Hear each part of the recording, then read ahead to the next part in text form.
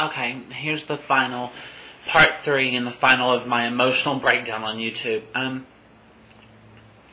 I guess what I would like is, for those of you that truly are involved in the industry when it comes to the adult industry, and you take part of these message boards, and you're buying our DVDs, and if you love it, then speak up. And I know that most of the men in our industry are straight and probably don't think it's important, but you know, Belladonna and Jenna Jameson and those fans are vocal and on top of things, and because my industry is so much more of a fantasy type oriented, you know, specialty. You don't hear as much as that, and I think it would be nice that if our fans gave us a little pat on the back or a little slap on the rear sometime and said, you know, you're doing a great job and this is why. And just much more, you know, why do you appeal for that fantasy? And then also, if you know who Danielle Fox is, you know, go to the third, and that's the number 3, rdgender.com, and give her a message of uplifting. Even if you're not in the industry and you're a transsexual or you know someone that's had a sex change, you know, I think it's been day 10 or 11, or it's not been very long, and her body is going through this, and you imagine what your mind is going through, and just give her that message of, you know, I hope everything's okay, and good luck with whatever you choose. You've got mail. Sorry, I got mail. And I guess final thing I would like to say is to all those people that don't understand, you know, I get bad messages saying I'm a freak and everything, you know. I knew from a very young age that my soul did not match my body. And I struggled through high school and grade school trying to accept and not understand my sexuality. A family that didn't understand it. Being from Eastern Kentucky, where there was nothing but, you know, poor farmers and coal miners and white hillbillies, pretty much. And then going to college and struggling with being an awkward, twinky, gay boy, to finally coming into my own sexuality. And I think one of the reasons why I take a lot of this very personal is that I didn't have sex until I was 21 years old. And it was because I always fought with the way I looked, because I didn't fit into the masculine role as a boy, and then got criticized there. And then when I started transitioning and feeling amazing on the inside, everything was fine. You know, I was competing on the gay circuit in pageants and making top 12 and becoming pretty good nationally known, and then becoming a porn star, and it's like high school all over again with the comments and struggling. You know, I was always thin and struggling with my weight and struggling with how deep my voice is, and you know, it was amazing that I would watch a scene with these beautiful transsexuals that were getting all this attention, and they were horrible. And here I was giving 100% and more, and getting attacked, and it was just crazy. And then in our industry, then you're fighting with all these, you know, stereotypes and, you know, HIV rumors, and, you know, I'm tested every 30 days by AIM Healthcare.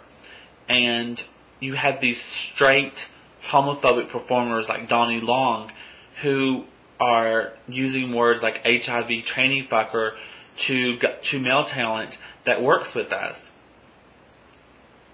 You know, and where does it start and where does it stop at?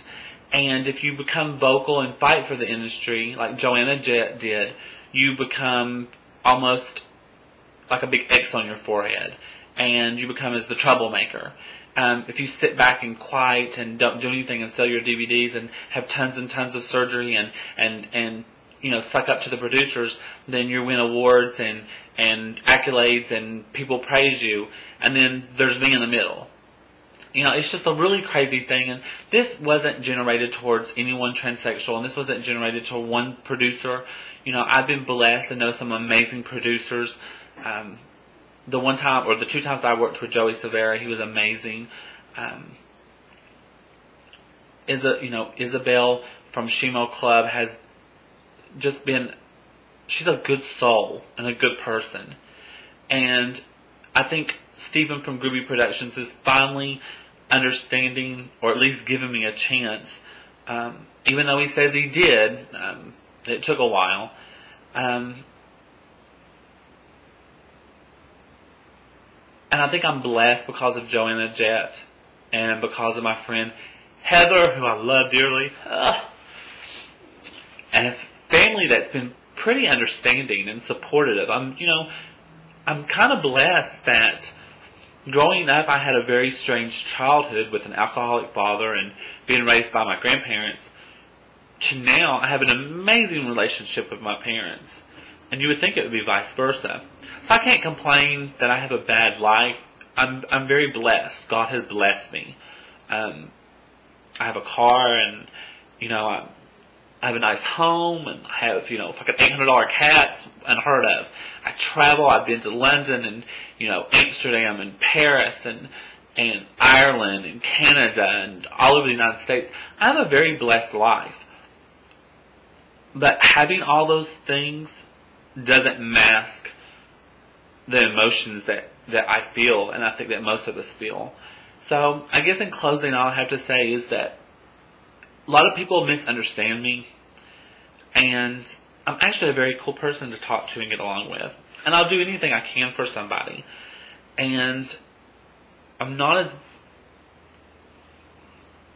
I guess my coat of my body of armor is not as strong as I thought it was.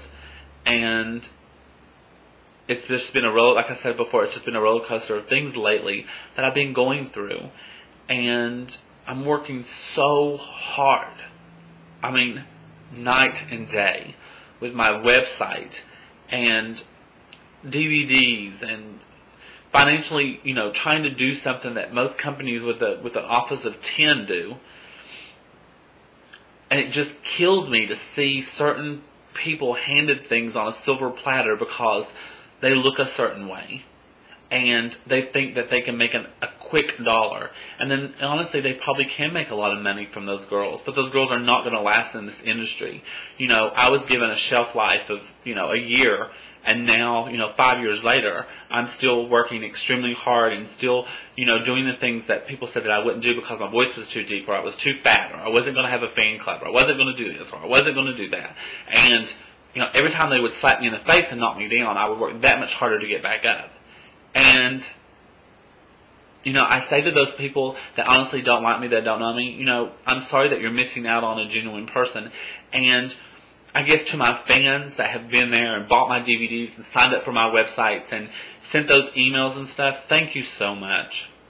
And, go to my forums, hotwendyforums.com. That's H-O-T, Wendy, W-E-N-D-Y, forums, F-O-R-U-M-S. It's free. So forum, please be 18 years or older. And, let's discuss some of the things I've spoke about.